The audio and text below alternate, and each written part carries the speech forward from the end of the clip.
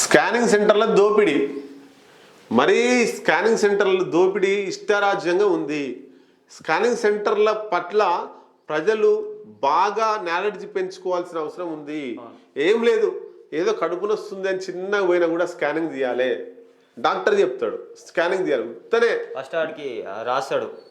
మీకు ఏ నొప్పి లేకున్నా డాక్టర్ దగ్గర పోయి కడుపున వస్తుంది అని అడిగి అంతే, నొప్పి లేకుండా ఒక టెస్ట్ చేయడానికి డాక్టర్ ఏం చేస్తాడు, స్లిప్ తీసుకుంటాడు, ఆ స్కానింగ్ సెంటర్కి పోండి అని రాస్తాడు. ఏ స్కానింగ్ సెంటర్ రాస్తాడు, 3-4 టెస్టులు రాస్తాడు. ఏ స్కానింగ్ సెంటర్కి మళ్ళా ఎక్కడో నీ ఇష్టం ఉన్న స్కానింగ్ సెంటర్ పో అన్నాడు. పక్కనే ఉంటుంది, హాస్పిటల్ పక్కన స్కానింగ్ సెంటర్ ఉంటుంది. ఎవరు ఈయననే పెట్టించి ఉంటాడు, లేకపోతే ఈయనకి సంబంధించి ఎవరైనా పెట్టుకొని ఉంటారు, కమిషన్ అని వస్తుంటుంది. ఈయన పంపించడం వల్ల స్కానింగ్కి ఒక 2000 అయినాయి అనుకో, ఈయనకి కమిషన్ వస్తుంది. అట్లా డాక్టర్ వృత్తి మీద సంపాదిస్తున్నారు. మళ్ళీ డాక్టర్లే మెడికల్ షాపులు ఉన్నాయి, ఆ డాక్టర్లే ల్యాబులు ఉన్నాయి. ఎవరైనా వేరే ల్యాబ్ పెట్టుకుంటే మళ్ళీ ఈ డాక్టర్లకు పర్సంటేజ్ ఇవ్వాలి. స్కానింగ్ సెంటర్లు వీళ్ళు పెట్టుకుంటే ఓకే, మళ్ళీ బయటలో పెట్టుకుంటే దానిలో పర్సంటేజ్ ఇవ్వాలి. ఇట్లా డాక్టర్ల వ్యవస్థ ఇట్లా తయారైంది. చూడొచ్చు ఇక్కడ రాష్ట్ర వ్యాప్తంగా స్కానింగ్ సెంటర్లు, వివిధ ఆరోగ్య పరీక్షలు నిర్వహించే ల్యాబులు అమాయక ప్రజలను నిట్ట నిలువున ముంచుతూ కోట్లాది రూపాయలను సంపాదిస్తూ బహిరంగ దోపిడీ చేస్తున్నారు. ఇక పేదలు ఏం చేస్తారు, నీకు స్కానింగ్ తీయాలి, కడుపులో ఏముంది అని చెప్పినప్పుడు భయపడతారు. నా పానం కంటే ఎక్కువనా, తీరుసారు అని పోతారు. అలా తీసేసరికి ఏముండదు.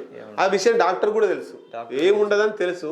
కానీ ఈ పేదల దగ్గర నుంచి వెళ్ళి 1000-2000 నొక్కాలి కాబట్టి రోజుకు ఆ స్కానింగ్ సెంటర్ నడవాలి, ఈ డాక్టర్ కమిషన్లు రావాలి. కాబట్టి ఏం లేకపోయినా ఈ టెస్ట్ చేసుకో. ఫస్ట్ గతంలో డాక్టర్ దగ్గరికి పోతే చేయి పట్టుకొని ఏం రోగం ఉంది, ఏం రోగం లేదని చెప్పేది, ధైర్యం చెప్పేది. ఆయన మాటలతోటి సగం రోగం తగ్గేది. కానీ ఇప్పుడు చెప్పే డాక్టర్లతోటి ఈ టెస్ట్ రాయాలి, ఆ టెస్ట్ రాయాలి, కడుపులో ఏమో ఉన్నట్టుంది, ఇదేమో ఉన్నట్టుంది, అదో ఏమో ఉన్నట్టుంది అని చెప్పడం వల్ల ఉన్న రోగం రెట్టింపై ఇబ్బందులు పడేటువంటి అవకాశం ఉంటుంది. అంటే అందరు డాక్టర్లు అట్లా ఉంటారని నేను చెప్పట్లేదు, సర్టిఫై చేయట్లేదు. కొంతమంది డాక్టర్లు ఉన్నారు, వాళ్ళు కొంతమంది బేసిక్గా సమాజ సేవ కోసం డబ్బులు ఉన్నా లేకున్నా రోగులను చూస్తున్నారు. పేదలు ఎంత ఇస్తే అంత తీసుకుంటున్నారు ఫీజు రూపంలో. కానీ ఇష్టారాజ్యంగా పేదోడైనా డబ్బున్నోడైనా డబ్బులే గుంజడం ధ్యేయంగా పెట్టుకున్నటువంటి డాక్టర్లు చాలామంది ఉన్నారు. వాళ్ళని ఉద్దేశించి చెప్తున్నారు, అందరు డాక్టర్లను ఉద్దేశించి కాదు. మంచివారు ఉన్నారు, చెడువారు ఉన్నారు. మంచివారికి సలాం చేయాల్సిందే, చెడువారిని వాళ్ళని ఏలెత్తి చూపించాలి.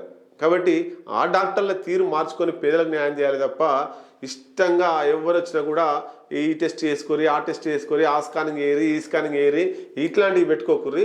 ఎప్పుడో ఒకసారి బయటపడేటువంటి టైం వస్తుంది, బయటపడతారు.